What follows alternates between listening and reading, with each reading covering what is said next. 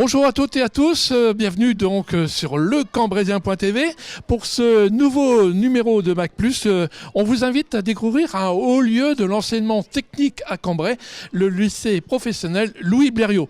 Et je vous propose donc tout de suite de rencontrer le proviseur, Monsieur Turc, pour savoir un peu plus comment fonctionne et quelle formation on dispense ici au lycée professionnel Blériot. Suivez-moi.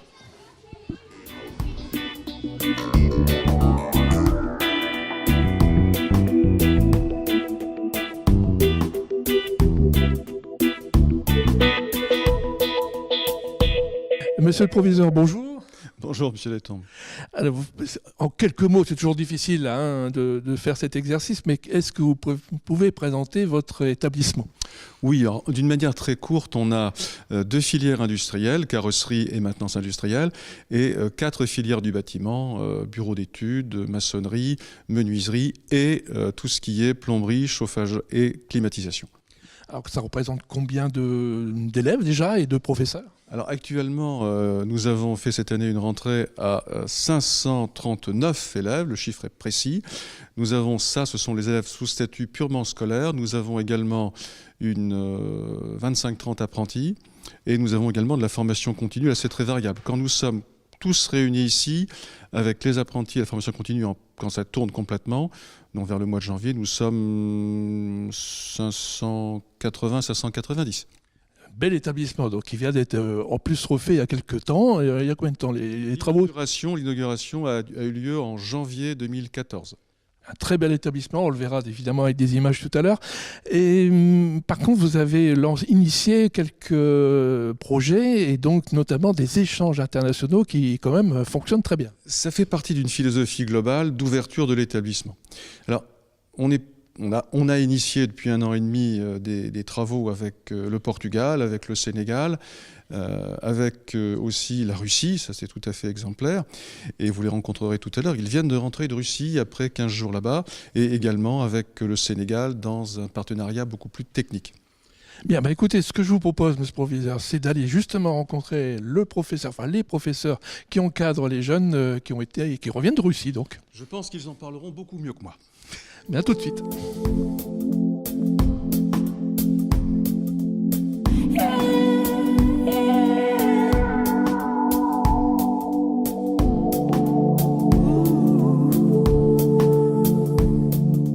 Avec Françoise Delvin, qui est donc professeure, qui a encadré un peu avec, bien sûr, ses collègues ce voyage d'échange avec la Russie. Est-ce que vous pouvez présenter votre parcours déjà ? Alors notre parcours, le point de départ de notre échange, c'est une journée porte ouverte au lycée, où Madame Longour, présidente de l'association Cambrai-Pouchkine en jumelage, avait le fort désir depuis des années de monter un échange scolaire. Et petit à petit, à partir de ce jour, on a pu mettre en place le projet. Et on a choisi d'investir la section menuisier-agencement parce que le lycée de Saint-Pétersbourg est un lycée des arts et traditions russes, avec toutes les techniques artisanales, que ce soit de peinture, de sculpture, de ferronnerie. C'était le chemin tout tracé pour nos menuisiers qui ont une formation plus technique, industrielle, on dira, d'amener une formation complémentaire sur les métiers d'art. Étant professeur d'art appliqué, voilà pourquoi je me suis trouvée investie avec mon collègue qui, lui, est professeur de menuiserie. On a fait le duo d'accompagnement. Alors justement, il y a là quelques exemples de travaux réalisés sur place avec les élèves, je suppose, aussi bien français que russes. Oui, et là, ce sont les travaux des élèves. Et nous-mêmes, professeurs, on a participé aussi à leur atelier. On a aussi suivi la formation avec grand intérêt. Ah, donc vous avez vécu sur place avec eux ? Voilà, complètement comme des élèves, ce qui nous a permis aussi de faire cette expérience du retour sur les difficultés qu'on peut rencontrer quand on est élève assis derrière une table avec quelque chose de nouveau. Une belle expérience. Très belle, très belle. Et puis, le travail, notre organisation générale, c'était les ateliers le matin, La première semaine, travail de sculpture sur bois. La deuxième semaine, travail de marqueterie. Et l'après-midi, on s'est transformé en touriste. Et là, on a eu droit à tout ce que Saint-Pétersbourg pouvait nous donner en 15 jours seulement. Parce que je sais s'il y a de quoi. Voilà. Il faudrait y retourner. Je crois qu'ils sont tous prêts d'ailleurs à reprendre un billet d'avion et à prolonger l'expérience si c'est possible. En tout cas, les travaux réalisés sont très beaux. Oui, vraiment, on nous a donné les bases qui nous permettront aussi ici de transmettre à d'autres ateliers ces techniques qui sont à la fois traditionnelles mais aussi qui peuvent être actualisées dans notre travail contemporain. Bien, merci beaucoup. En tout cas, on va aller tout de suite à interviewer 2 jeunes élèves qui ont participé à cet échange et on va voir avec eux ce qu'ils ont tiré comme expérience.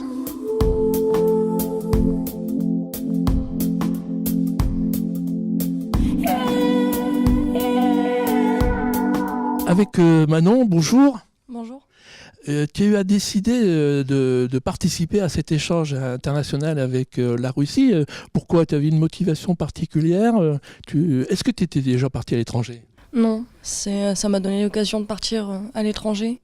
Donc c'était une des motivations. Et là-bas, comment ça s'est passé avec les Russes notamment? Très bien, tout s'est déroulé parfaitement. Enfin, on a appris le russe. Ah bon, tu parles un petit peu russe alors? Les bases, genre spasibo, merci, здравствуйте, bonjour. Voilà, c'est déjà beaucoup. Il y a moyen de s'en sortir rien qu'avec ça.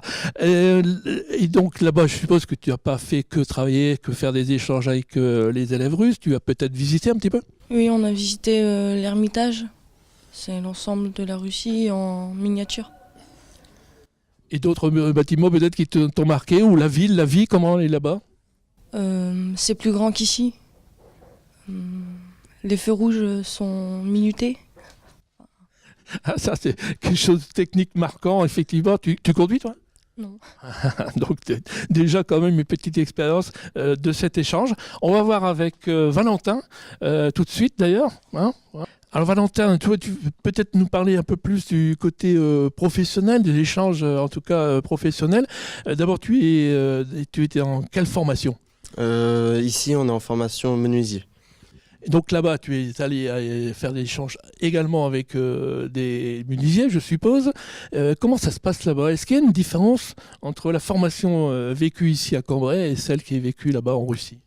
Déjà là-bas, c'est beaucoup plus strict et au niveau des machines et du travail, c'est beaucoup plus manuel et beaucoup moins sécurisé. C'est-à-dire qu'en fait, les machines sont très anciennes, sans doute, et il n'y a pas les systèmes de sécurité comme en Europe ou comme en France. En effet, les machines datent déjà de l'époque soviétique où les normes de sécurité actuelles en Europe ne sont pas du tout mises à jour. Est-ce que tu as tiré quand même une expérience positive de tout ça? Oui, en effet, car on a quand même appris 2 filières un peu différentes de la nôtre qui sont la marqueterie et le tailleur sur bois. Alors donc, vraiment content de ton voyage. En effet. Merci Valentin.